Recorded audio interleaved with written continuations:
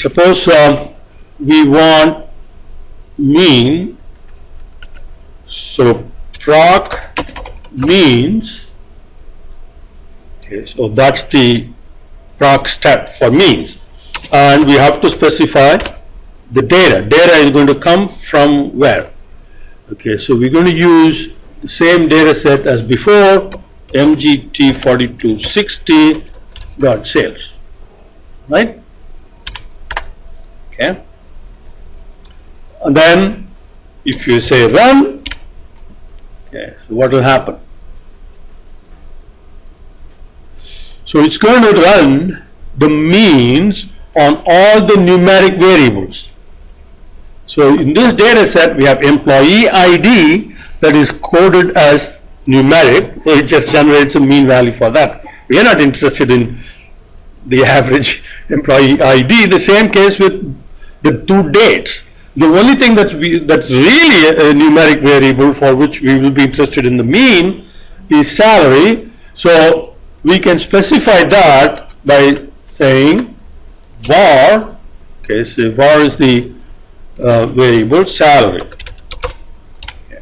So if we did that, okay, and run, then only salary, okay, mean for only salary, so it gives you how many cases, the mean, standard deviation, and minimum and maximum. In options, you can request other statistics if you want. Okay, I'm not going to get into that, but you can add more statistics if you like by going slash and then whatever. Okay. Now suppose we want the salary, okay, to be broken down by a categorical variable, right? So like gender, okay, I want mean by gender. Okay, what's the mean for males and what's the mean for females? And we can also do that by country, right? And the keyword for that is class gender. I don't think, yeah, if you want another class, then you have to do it separately. Let's see whether this will work. I don't think we can do two classes, but let's try. Oh, it worked. But, well, it actually didn't work, because what we have here is female, it's nested. You see, it is, the two categorical variables are nested. Don't want that. Let's see whether this will work.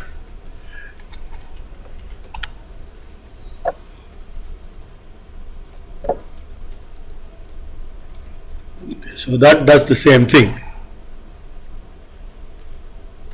Okay.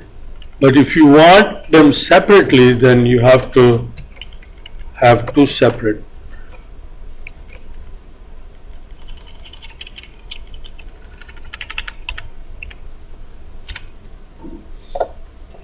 So here we don't have, okay. See, for females, we don't have, in this table, we don't have a mean for all females. Females are broken down by country, and then males are broken down by country. So you have to have these, there are two, you need to have two separate proc means, one for class gender and one for class country. If you put them together, then you're going to get the two nested.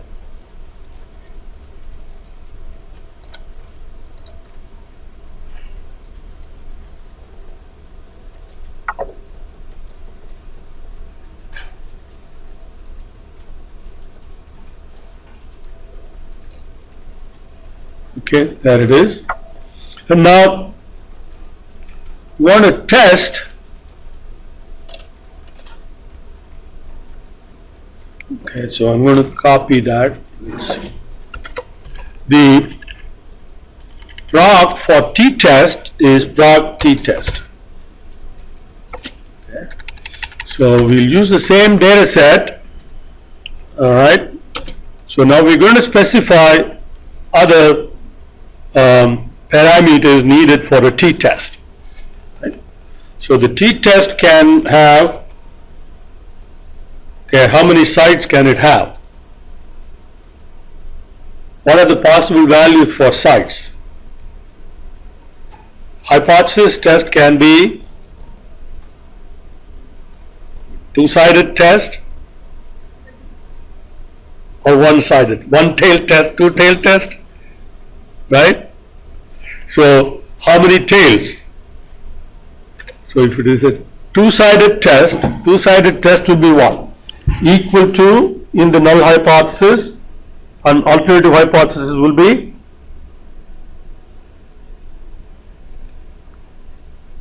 not equal to. Yeah. You're tutoring those people. So one-sided could be less than or equal to against greater than, or greater than or equal to against less than. So that's one thing, and then you can say alpha equal to, and specify what the alpha should be. So 0.05, say for example, and HO equal to, if you want the null hypothesis to be of a value that's other than 0, then you can specify that here. So that's, for us, let's say we want to just see whether the two salaries are same. So here we want to test salary, whether the mean salaries are same for class equal to country. So it's going to do Australia and United States. So I can add here format country. So we already have the format defined here. So we can say dollar CTRY FMT. Okay. Now this will run our t-test for us. Okay. Here there are two populations, United States and Australia, and we are testing for the var statement tells us what variable we are testing. Class statement tells us what the populations are.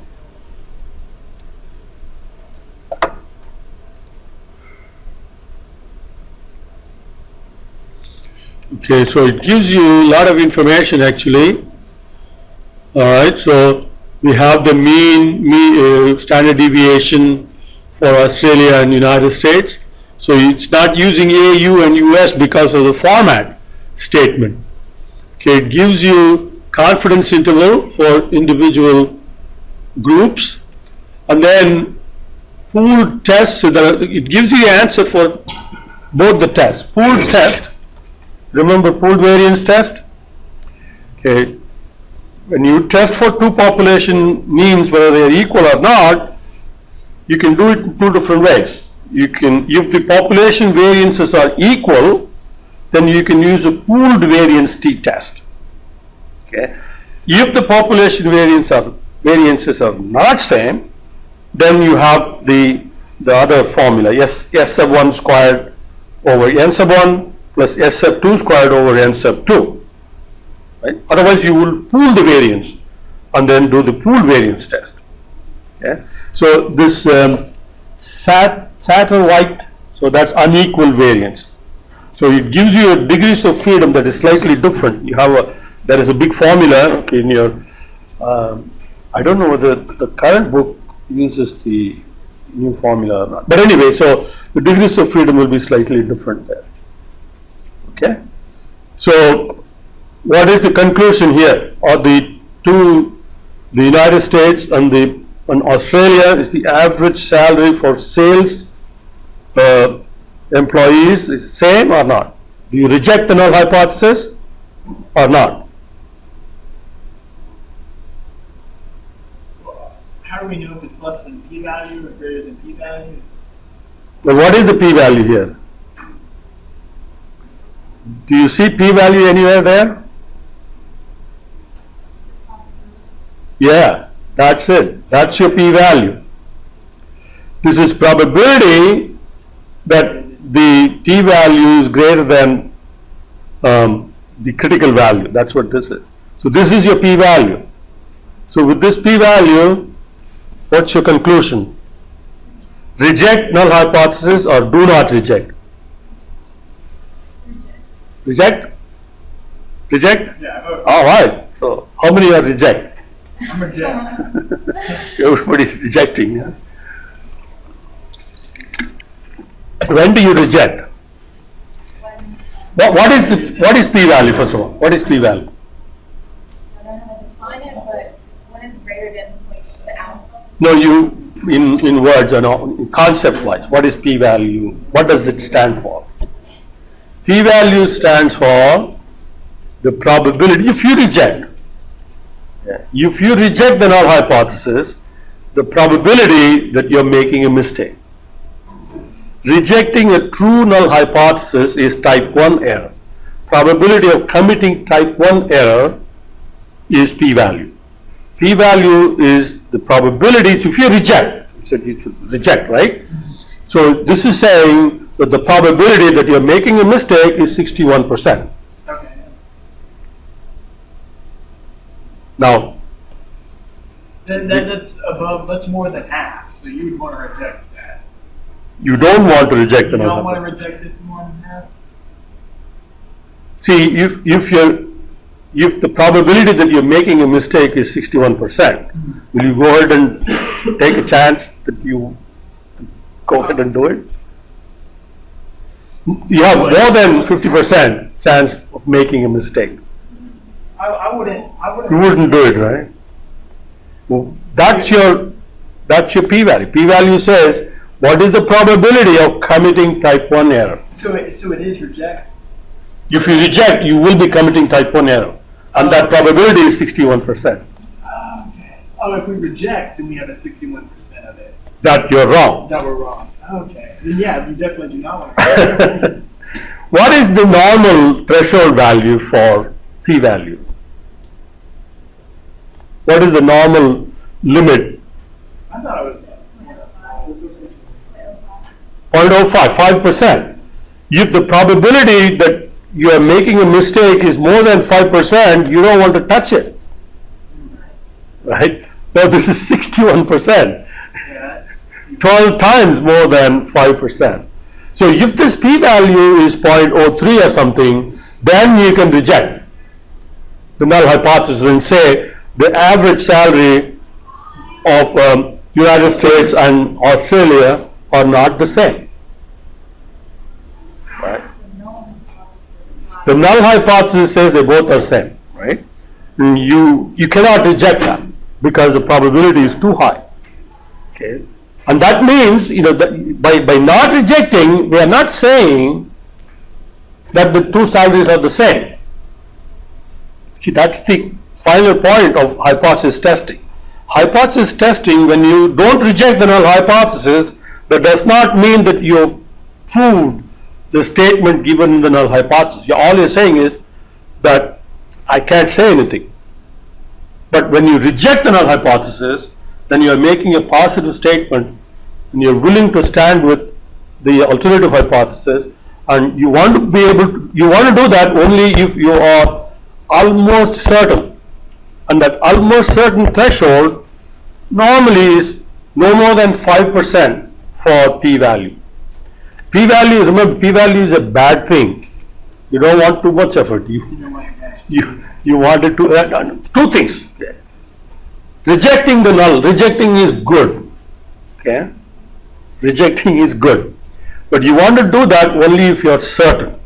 So, which means p-value should be smaller than the threshold of 5%. So here you will not reject. Smaller than 0.05. Usually smaller than 0.05. You can set it to anything you want. If you want to be almost certain, then you can say, I'm going to set it at 1%.